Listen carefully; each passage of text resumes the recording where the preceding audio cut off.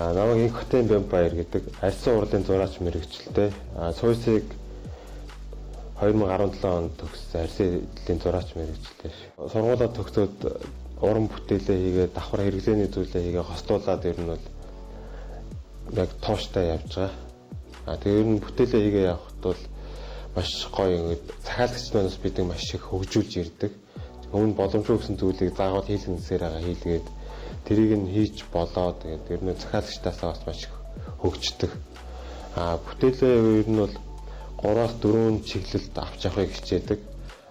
Яг цэвэр бүтээлээ хийн, тусгай захиалга хийн, массын үйлдвэрлэл тэгээд сургалт гэх мэтээр ер нь бол ингэж олон төрлөөр хөгжүүлж хослуулж авч явахыг хичээдэг. Тусгай захиалгын зүйлээс гэвэл энцгийн ерхий сайдад билгсэн шатранд нь гэр хийж өгсөн. Тэрний онцлог зүйл нь гэвэл тэр хүн хонь жилтэйгээд ийм дээрээ ийм хоньны дүрстэй. Тэгээд ийм арсныг натурал өнгөөр нь тэгж хийсэн байгаа. Түрүү жил наадмаар ерөнхийлөгчийн зүйлсэн бүсний арьсан хэсгүүд нь бас манай урлагийн хийц байгаа. Тэгээд уухагээд хамтлагийн бас арьсан жилээдэг хантаазуудыг нэлээ 4-5 комоор нь хийж өгсөн. Гэх мэтчлэн ер нь бол яг тусгай захиалгуудыг бол ер нь нэлээ хийсэн. Оролцсон үзлэнгээс гэвэл манайх арьсан урлын хөрөл буг гэдэг нийгэмлэг байдаг. Тэрэндээ жил болгон тогтмол бүтээлээгээд оролцдог. 2019 онд Монголын арьсан урлын хөрөл буг нийгэмд шилдэг уран бүтээлээр шалгараад цом авч ирсэн. Тэгээд сүүлийн жил гэвэл нүүдэлчин 2022 гэдэг нэг том соёлын наадам болсон. Тэрэнд бас соёлын яамнаас оролцсон байгаа.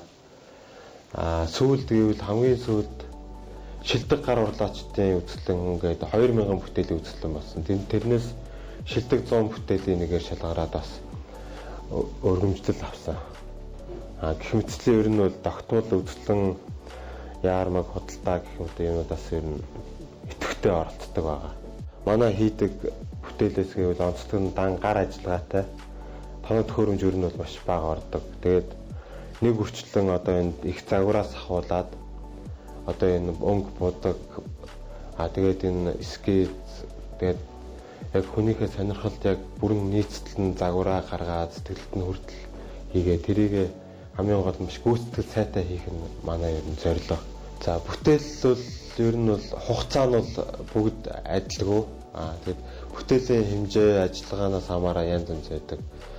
Жишээ нь энэ авдар байна л да, арьсан авдар байна.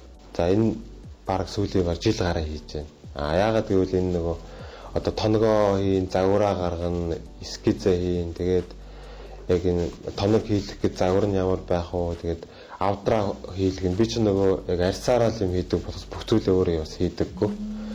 Өөр хүмүүстэйгээ хамтарна. За чинь гөлөмний хувьд бол 2 сар ч юм уу нэлээд хугацаа шаардна. Яг арьсыг өөрөө боловсруулаад сахуулаад гэж гараар ухаж сийлэн өнгө будаг тавина маш их ажиллагаатай хөдөлсөлж орно.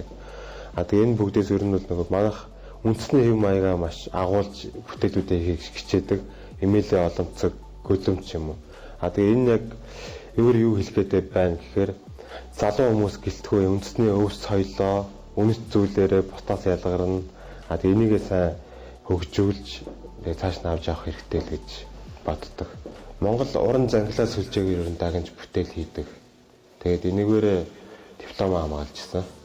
Тэгээд ер нь яг энэ уран зангилаа сүлжээг дагнж хийснээс хойш одоо нийслэл дүүргийн соёлын яамны гэх мэт нь олон арга хэмжээнүүдэд тогтмол яг тэр чиглэлээр оролцож ирсэн байна.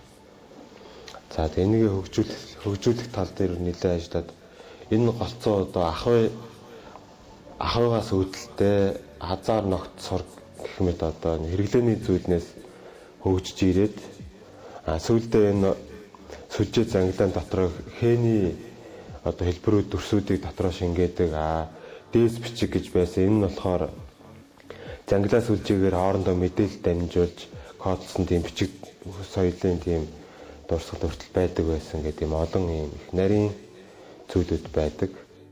Тэгээд ер нь цаашдаа энүүгээрээ дагнаад үзэсгэлэн гаргах тийм зорилготой байгаа.